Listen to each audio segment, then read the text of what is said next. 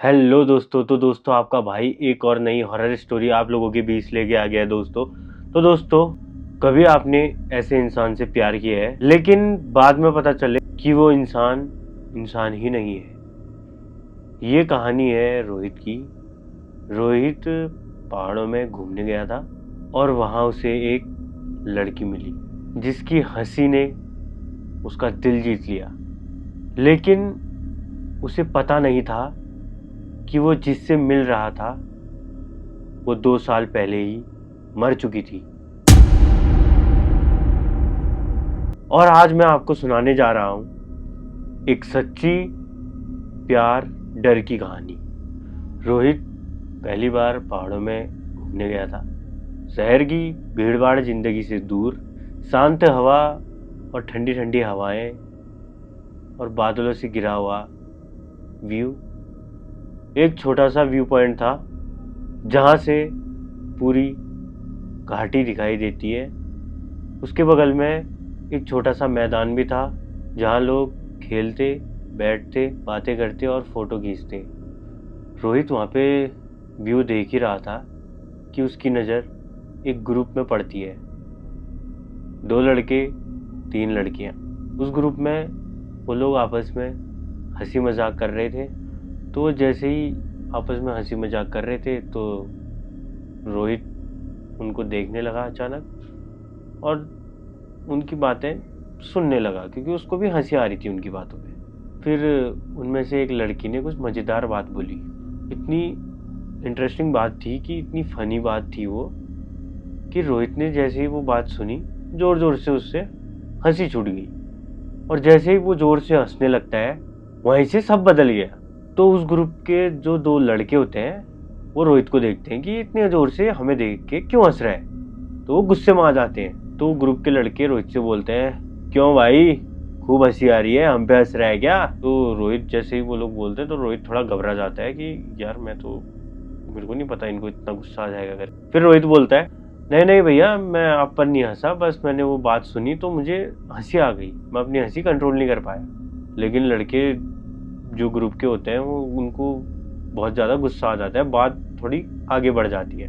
दोनों लड़के उसकी तरफ बढ़ने लगते हैं। तो जैसे ही लड़के की रोहित की तरफ आते हैं वो ग्रुप के लड़के, तो पीछे से एक लड़की आगे को आती है। रहने दो, क्यों लड़ाई कर रहे हो, नॉर्मल बात ही तो है। जैसे ही वो लड़की उन दोनों लड़कों से बोलती है कि रहने दो, वो लड़के चुपचाप शांत हो जाते हैं। रोहित वहीं खड़ा हो जाता है क्योंकि जब वो लड़की इतना बोलती है रोहित का ध्यान सीधे उस लड़की पे जाता है और वो लड़की को देखते ही रह जाता है। फिर वो लोग ग्रुप में जो लड़के होते हैं वो चले जाते हैं वहाँ को, अपने घर की तरफ जाने लगते हैं। तो रोहित उस लड़की को ही देखते रह जाता है।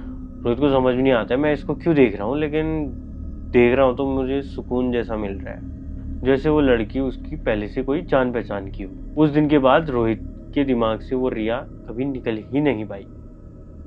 हमेशा उसके दिमाग में ही रहती हो, कुछ भी करे उसी का ख्याल आता था रोहित को। फिर एक हफ्ते बाद रोहित मार्केट में अपने काम से गया और ऐसे ही कुछ काम निपटा रहा था और अचानक से भीड़ में उसी लड़की का चेहरा उसको दिखता है। रोहित उसको फिर और वैसे ही देखने लग जाता है, उसका दिल धड़कने लग जाता है तेज तेज। तो रोहित सोचता है कि अगर मैंने आज इससे बात नहीं करी ना तो इससे बात कभी नहीं हो पाएगी और कभी मौका नहीं मिलेगा इससे बात करने का।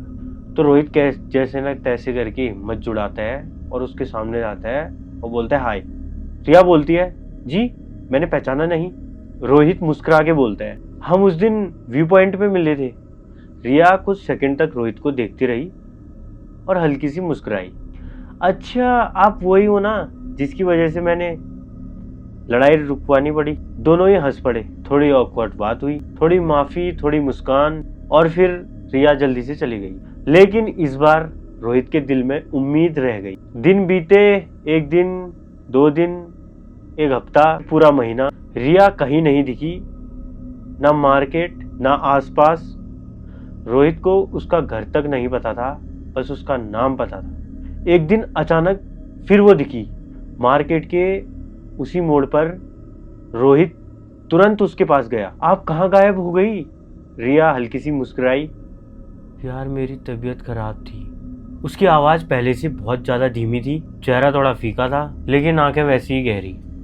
रोहित को कुछ समझ नहीं आ रहा था लेकिन उस दिन दोनों बहुत देर तक बात करने लगे और यहीं से उनकी मुलाकातें शुरू होने लगी। प्यार या कुछ और, अब वो रोज मिलने लगे। लेकिन एक अजीब बात थी, रिया हमेशा शाम के बाद मिलती थी, दिन में कभी नहीं।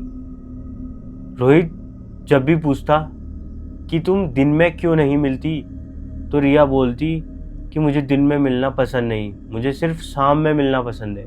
फिर धीरे धीरे रोहित को उससे प्यार होने लगा। लेकिन कुछ चीजें बहुत अजीब थी। उसने कभी अपने घर का एड्रेस नहीं बताया था, ना वो अपना फ़ोन नंबर दिया था उसने रोहित को, और हर बार कुछ हफ्तों के लिए गायब हो जाने वाली। एक रात फिर रिया उसे उसी व्यू पॉइंट पर ले गई जहां वो पहले मिले थे। सूरज ढलने के बाद वो वहां गए और चारों तरफ सन्नाटा था।